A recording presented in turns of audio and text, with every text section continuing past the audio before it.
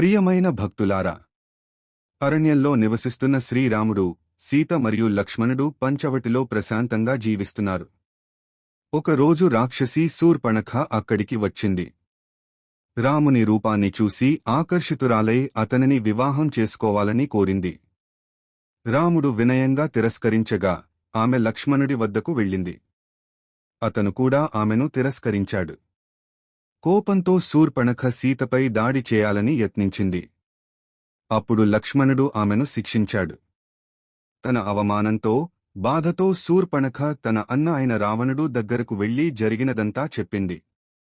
అరణ్యంలో అపూర్వ సౌందర్యంగల స్త్రీ ఉంది, సీత అని చెప్పి రావణుడి మనసులో కామం, కోపం రగిలించింది.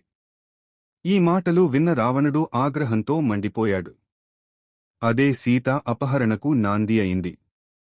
ఇదే రామాయణంలో లంక యుద్ధానికి దారితీసిన కీలక ఘట్టం. ఈ ఘట్టం మనకు నేర్పేది: అహంకారం, కామం నాశనానికి దారితీస్తాయి.